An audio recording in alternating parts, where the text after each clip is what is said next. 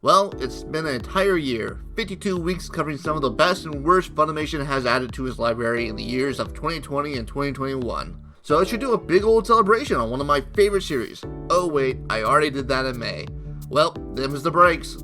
Back to work, everyone. We got a new series to cover. For those individuals that are either blind or got sent here by YouTube's forced autoplay feature, I'm Freshie 44 and my job is to look at every anime on Funimation and tell you whether or not you should watch it.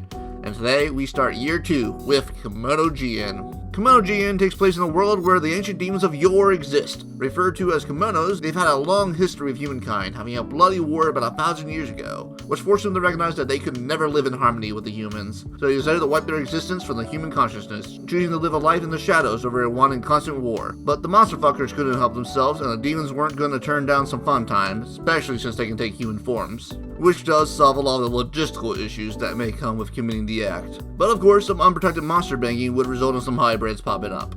One of which is our main protagonist Kabane, a ghoul-human hybrid, which means he's practically immortal as long as his head remains intact, allowing him to regenerate from any injuries as well as possess supernatural strength. Since he's part ghoul, he also feels no pain and doesn't have the greatest understanding of emotions because of that. This isn't helped by his upbringing, as his real parents left him with his aunt, and she had him do hard labor day in and day out, with the other children in the village, including his cousin, considering him human trash. But when Detective Inugami comes to town to deal with a wild kimono that could let the secret out of the bag, he takes a liking to Kabane, whose aunt was hoping Inugami would just old yeller him. So he decides to fake his death and adopt him to help him find his real parents, or at least find some closure if they're not still alive. But Kabane isn't the only child that our detective has adopted. He's joined by the spider-human hybrid and discount Bakugo Shiki, as well as the Yukio Noko Akira, a ice demon for those not kept up with their demon lore. But both are looking for a family member as well. Shiki's looking for his mother, while Akira is looking for his twin brother. And in case you haven't picked up on it yet, the series is doing a story about found family, using the search for a family member with finding their own family along the way,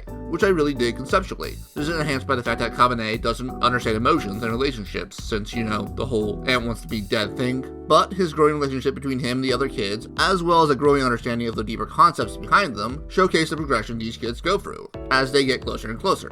This goes along with another character as well, that being Kon, a kitsune girl who was working with Inugami's villain/rival Inanari, but was cut loose after failing a mission, but she obviously is dealing with some abandonment issues. She just wants someone to tell her that she's been a good girl, and our good boy Kabane might just be the boy for the job. I like the general quest of the series, even if it's rather obvious what the endgame will be. Kabane will have to choose between his real family and his found family, and he will obviously choose the latter. But even if the ending is obvious, the journey getting there can still be fun. So far, I've enjoyed the process, as we've had a few episodes establishing the characters and how they operate. We didn't swap to the arcs dealing with Shiki's and Akira's backstory. Shiki's being a highlight. While being very dark in nature, it does a lot for the series, establishing the evolution of Kabane and his relationship, as well as showing that kimonos aren't the only ones that will be abusing the relationship between kimonos and humans. But I also feel the series concludes the first season in a way that shows some possible long-term booking. Spoilers are ahead, so skip to X time to avoid them.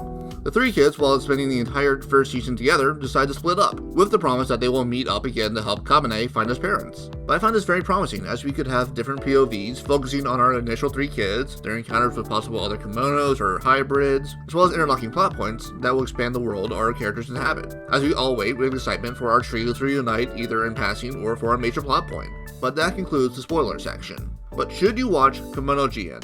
I believe so. It has a lot of promise at least. But I like our Scooby gang of demons, as well as their interactions. Those who enjoy Toilet Bound Hanako, but were hoping for some more action, will enjoy this series. But those who enjoy demons, be they Japanese in origin or not, will also find something in this series to enjoy. But this series by nature will have its rating limited until we get closer to an ending. But so far, a very good first impression, and I'll definitely be excited for a second season if it does get one.